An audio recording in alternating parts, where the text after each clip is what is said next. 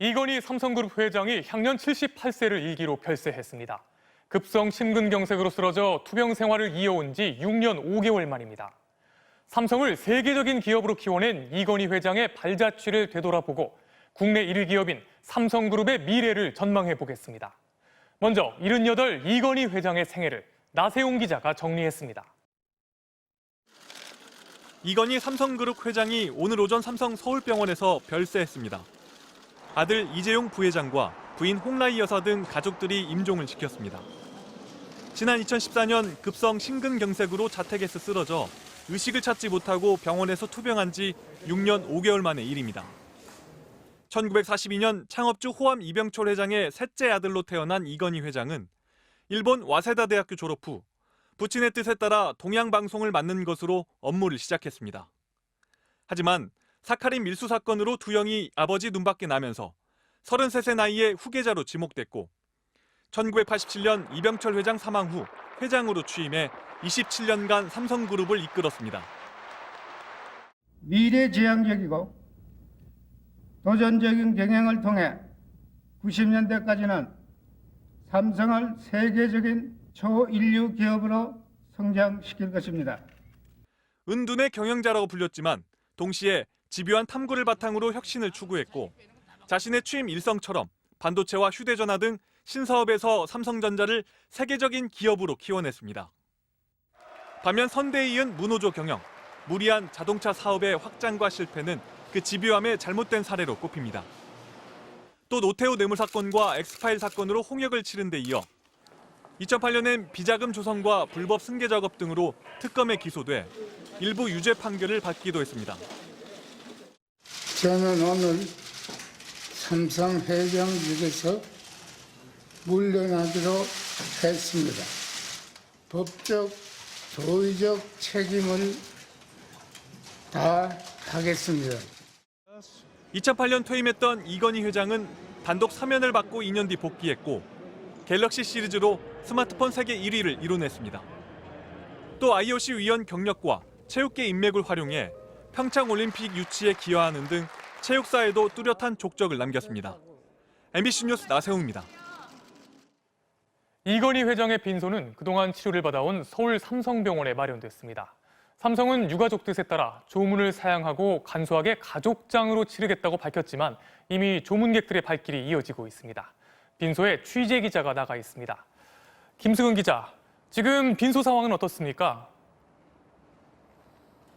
네, 이건희 회장의 빈소는 오늘 오후 이곳 삼성 서울병원 장례식장 지하 2층에 마련됐습니다.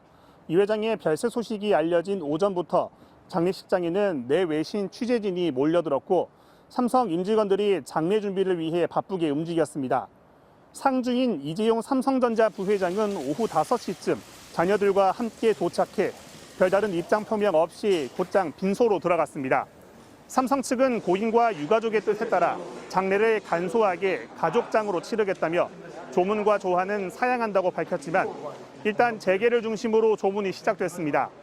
이 회장의 조카인 CJ그룹 이재현 회장과 정몽규 현대산업개발 회장 등도 조문을 마쳤고 정재계의 조화도 속속 도착하고 있습니다. 이 회장의 장례는 오늘부터 4일 동안 치러져 오는 수요일 발인 예정인데 구체적인 발인 방식은 아직 정해지지 않았습니다. 네, 문재인 대통령이 유가족들에게 애도의 뜻을 전하겠다고 밝혔는데요. 청와대 관계자들이 도착했습니까? 네, 조금 전인 오후 7시 반쯤 노영민 청와대 비서실장과 이호승 경제수석이 조문을 위해 빈소에 들어갔습니다. 조문과 함께 유가족을 만나 애도의 뜻을 담은 문재인 대통령의 구두 메시지를 전달한 것으로 알려졌습니다. 정치권은 고인의 영면을 기원하면서 추모 논평을 냈습니다. 더불어민주당은 한국 경제에 주춧돌을 놓은 주역이지만 경영권 세습을 위한 일감 몰아주기, 문호조 경영 등 부정적 유사는 청산해야 할 시대적 과제라고 밝혔고 국민의힘은 선각자라는 표현을 써가며 고인의 혁신 마인드는 전 분야에서 귀감이 됐다고 평가했습니다. 국민의당은 경제에 이바지한 업적이 적지 않았다고 고인을 기약했지만 정의당은 재벌개혁을 자임하는 국민 속의 삼성이 되길 바란다고 지적했습니다. 노동계와 시민단체들은 노동자의 희생으로 오늘의 삼성이 세워진 만큼 이 회장의 별세와 함께 정경유착과 노동 탄압 등 삼성의 어두운 역사를 끝내야 한다고 강조했습니다.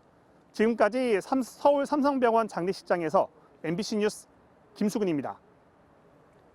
이건희 회장이 취임하기 전 삼성전자는 세계 무대에서는 큰 존재감이 없는 가전업체였는데요. 이 회장의 신경영 선언 이후 과감한 혁신과 투자를 통해 세계 1위의 반도체 모바일 기업으로 우뚝 섰습니다. 하지만 그 과정에서 정경유착과 불법 경영권 승계 논란, 노조 탄압 등의 폐해를 남기기도 했습니다. 이건희 회장의 빛과 그림자를 서유정 기자가 정리했습니다. 1987년 초인류 기업 성장을 약속하며 그룹 총수 자리에 오른 이건희 회장.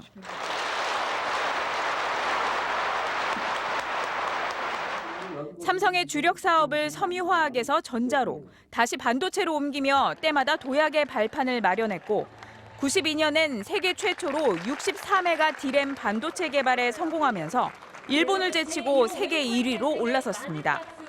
취임 5년째이던 1993년에는 혁신을 강조한 이른바 신경영 선언으로 휴대전화 등 새로운 사업 진출을 예고했습니다. 마누라 자식 빼는 건 다 바꿔봐. 뒤 엎어보자. 이듬해 휴대전화를 출시하고 불량률이 11%에 달하자 제품 500억 원어치를 직원들 앞에서 불태우며 품질 경영을 강조했던 일화는 지금도 유명합니다. 이 같은 노력 끝에 국내 휴대전화 1위를 차지한 삼성은 이후 애플과의 경쟁 속에서도 세계 스마트폰 점유율 1위로 도약했고 이 회장 취임 당시 10조 원이던 삼성그룹 매출은 30여 년 뒤 387조 원으로 40배가량 뛰었습니다. 하지만 이처럼 뚜렷한 공정만큼 그림자도 짙었습니다.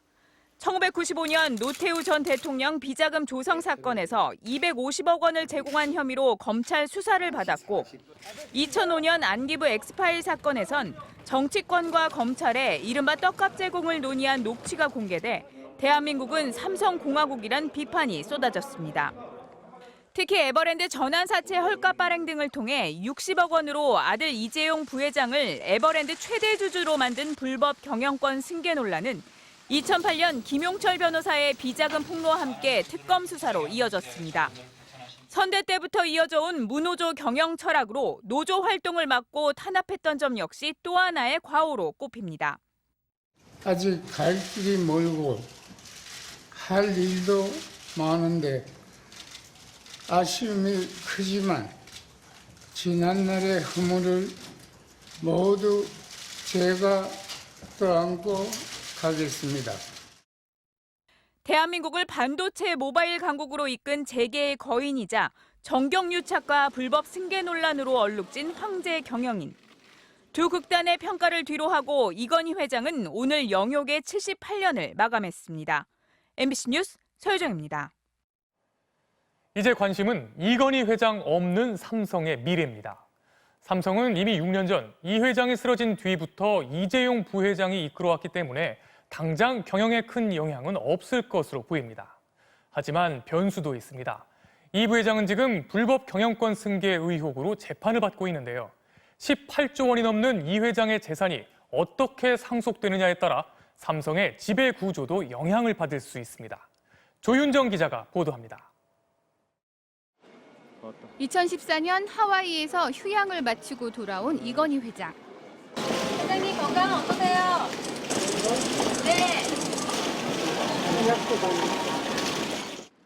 한 달 뒤 이 회장이 갑자기 쓰러지면서 이재용 부회장은 사실상 그룹 총수 역할을 수행해 왔습니다.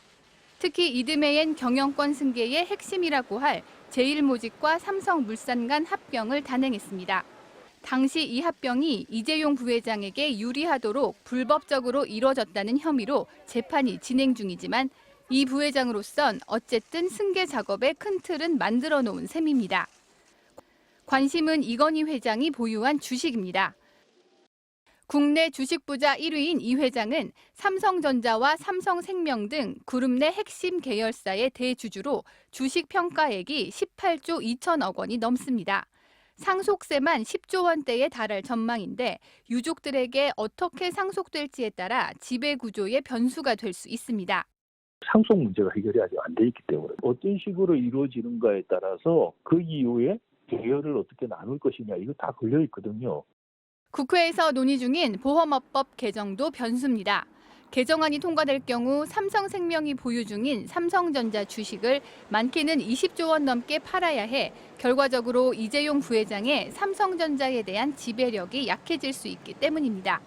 삼성생명이 지배하고 있는 삼성전자의 지분을 또 어떻게 해결할 것인가 가장 현안이 되겠죠.